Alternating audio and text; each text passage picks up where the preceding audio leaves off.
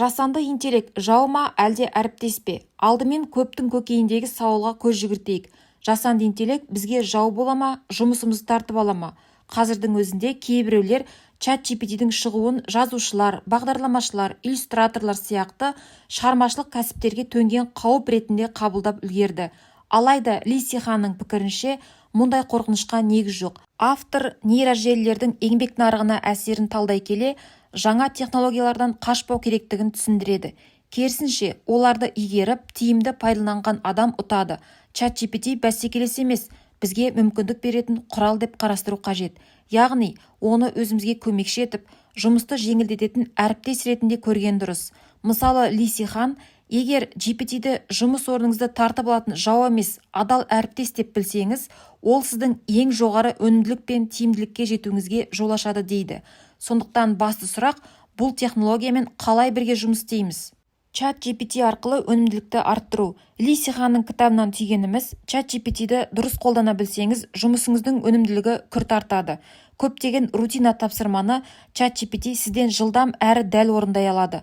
Мұның артықшылығы не дегенде автор былай деп қорытынды жасайды. Уақыт үнемдеңіз, контентіңіздің сапасын жақсартыңыз, шығармашылығыңызды шыңдаңыз. Бәріне де жасанды интеллектті жұмылдыруға болады. Расында, қай салада болмасын, егер сіз ChatGPT-ді ақылды көмекшіңіз ретінде пайдалансаңыз, көптеген істі жеңілдетіп, өзіңіз маңыздырақ нәрселерге уақыт бөліп үлгересіз. Мысалы, мәтін мен контент жасау, ойыңызды жинақтап, черновик жазуға немесе аударма мәтін түзетуге ChatGPT таптырмас құрал бола алады.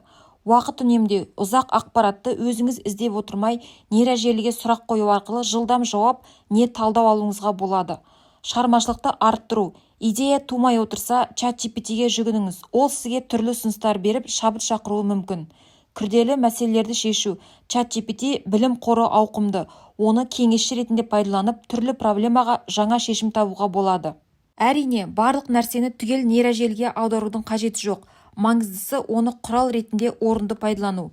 Сонда сіздің жұмысыңыз жеңілдеп, нәтижесі жақсара түседі. Мысалы, мәтін жазарда ең қарапайым қара жұмысты, дерек жинау, құрылым жасау, тағы басқа ChatGPT-ге тапсырып, өзіңіз шығармашылық бөлігіне көңіл бөлсеңіз, өнімділік те сапада өсері анық. Ли Сихан осындай нақты пайдалануға қатысты көптеген идея ұсынады. Олардың негізі ChatGPT мүмкіндіктерін жұмысыңызға бейімдеп көру және одан үйрену. Адамға тән қабілеттер. Жасанды интеллектінің жетістіктері керемет болғанымен, адамға ғана тән құндылықтар мен қабілеттер бар, және оны машина алмастыра алмайды. Ли Сихан атап өткендей, жасанды интеллект барлық жұмысымызды істеп беретіндей көрінгенімен, түптеп келгенде тек адам орындай алатын істер қалады. Мысалы, эмоционалды әсер беретін хикаялар айту, жүректен қозғайтын өнер туындыларын жасау, күрделі этикалық шешімдер қабылдау. Бұлардың барлығында адамның шығармашылығы мен интуициясы қажет. ChatGPT логика мен білім қорына сүйеніп жауап бергенімен, оны қолданатын адамның эмоциясы, қиялы, өмірлік тәжірибесі жоқ. Сол себепті адам мен жасанды интеллект тандемі ең тиімді болмақ. Рутиналық жұмысты нейрожеліге тапсырып, өзіңіз тек адамға жарасатын шығармашылық, стратегиялық немесе мәдени мәні бар істерге жұмылуыңыз керек. Мысалы, ChatGPT сізге мақаланың фактілік негізін дайындап берсін, ал сіз оны көркемдеп, адамға әсер ететін мазмұнға айналдырыңыз. Бұл нейрожелі мен адамның ынтымақтастығы, шығармашылықтың жаңа деңгейі. Тағы бір маңызды жайт, жаңа технологиялар жаңа кәсіптер мен мүмкіндіктер туғызады. Әрбір үлкен технологиялық төңкерісте бастапқыда бұрынғы жұмыс орындарына қауіп төнгенімен, уақыт өте келе мүлде жаңа салалар пайда болғанын тарихтан білеміз. Сол сияқты ChatGPT мен жасанды интеллект заманында адамның жан дүниесін, креативті ойлауын қажет ететін тың бағыттар көбірек пайда болады. Яғни нейрожелі тек құрал, ал оны қалай қолданатынына қарап, адамзат жаңа белестерді бағындырады. Сондықтан қорқынышты артқа тастап, өзіміздің адам ретіндегі мықты тұстарымызды дамытуға көңіл бөлейік. Жаңа дәуірде қалыс қалмаудың жолы. Енді жасанды интеллект дәуірінде қалайша шетте қалып қоймаймыз дегенге келсек, Ли Сиханның кеңесі айқын. Бүгіннен бастап жасанды интеллектті үйреніңіз. Кітапта жасанды интеллект сауаттылығы деген ұғым айрықша аталады. Бұл жасанды интеллектіні түсіну, оны басқару және тиімді қолдана білу қабілеті. Мұндай біліміңіз болмаса, заман ағымынан қалып қоюыңыз мүмкін.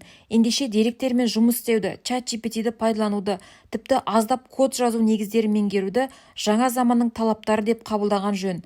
Мұның бәрі 21 ғасырдың жаңа қажетті машықтары.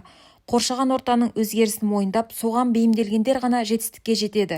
Жасанды интеллектен қашып емес, оны меңгеріп, өз игілігімізге жаратуға ұмтылуымыз керек.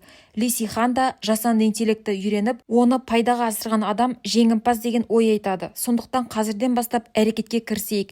Нейрожелі құралдарын байқап көріңіз, үйреніңіз, жаңалықтарға ашық болыңыз. Мектепте, жұмыста, шығармашылығыңызда ChatGPT-ді көмекші етіп, одан пайда алу жолдарын іздеңіз. Әрине, бастапқыда бәрін бірден түсіну қиын болуы мүмкін. Бірақ уақыт өте келе сіздің жасанды интеллектіні қолдану мәдениетіңіз қалыптасады. Есіңізде болсын, жасанды интеллектіні толық игерген адамның бәсекеге қабілеттілігі артады. Өйткені ол заман ағымымен бірге қадам басады. Ендеше жаңа өзгерістерден қорықпай, керісінше соны үйренуге талпынып, әрқайсымыз өз саламызда жоғары нәтижеге қол жеткізейік. Ал сіз ChatGPT-ді қолданып көрдіңіз бе?